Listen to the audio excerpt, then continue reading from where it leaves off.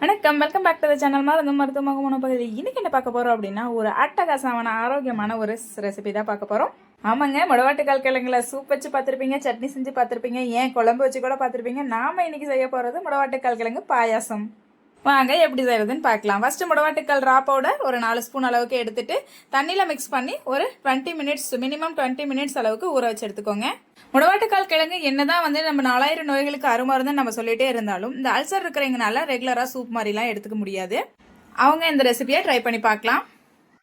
ஒரு பாத்திரம் வச்சுட்டு அதில் 1 டம்ளர் அளவுக்கு தண்ணி, 1 டம்ளர் அளவுக்கு நம்ம நாட்டு சக்கரை சேர்த்துக்கலாம். நீங்கள் இதுக்கு பதிலாக கருப்பட்டி, வெல்லம் இந்த மாதிரியும் சேர்த்துக்கலாம். நல்லா கொதி வந்த பிறகு ஃபில்டர் பண்ணிவிட்டு மறுபடியும் அடுப்பில் வச்சுருங்க. நல்லா சக்கரை பாகு ரெடியான பிறகு நம்ம அது கூடவே ஊற வச்சுருந்த முடவாட்டுக்கால் பொடி இருக்கு இல்லைங்களா, ரா பொடி, அதை அதோட மிக்ஸ் பண்ணிக்கலாம். அப்படியே மிக்ஸ் பண்ணி விட்டுட்டு நல்லா கிண்டிகிட்டே இருந்தோம் அப்படின்னா நம்மளுக்கு பாயசம் ரெடி ஆகிடும். உங்களுக்கு இந்த சுகர் அதிகமாக இருக்கணும்னு ஃபீல் பண்ணீங்க அப்படின்னா நீங்கள் இதை விட கொஞ்சம் சுகர் கம்மி பண்ணிக்கலாம். இல்லை இன்னும் எக்ஸ்ட்ரா வேணும்னாலும் போட்டுக்கலாம். இதுவே அதிகமாக தான் இருக்கும். எனக்கு மூட்டு வலி இருக்குது, முதுகு வலி இருக்குது, எல்லா எலும்பு பிரச்சனையும் இருக்குது அப்படிங்கும்போது நம்ம முடவாட்டுக்கால் எடுத்துக்கணும்னு நினைப்போம். ஆனால் நம்மளால், அதாவது அல்சர் பிரச்சனை, பல பிரச்சனைகளால் நம்மளால் சூப் ரெகுலராக எடுத்துக்க முடியாது. அப்படி இருக்கும்போது இந்த மாதிரி ஒரு ரெசிபியை புதுசாக ட்ரை பண்ணி நீங்கள் எடுத்துக்கிட்டால் நீங்கள் முடவாட்டுக்கால் எடுத்துக்கிட்ட மாதிரி இருக்கும். அதோட சத்துக்களும் உங்களுக்கு முழுசாக கிடைக்கும்.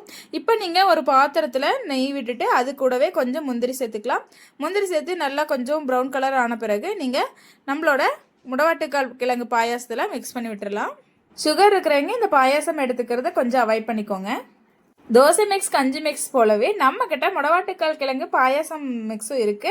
வேணுங்கிறவங்க டிஸ்கிரிப்ஷன்ல வாட்ஸ்அப் நம்பர் இருக்கு, கான்டாக்ட் பண்ணி வாங்கிக்கலாம். இப்போ நம்மளோட சுவையான முடவாட்டுக்கால் கிழங்கு பாயாசம் ரெடி ஆயிடுச்சு.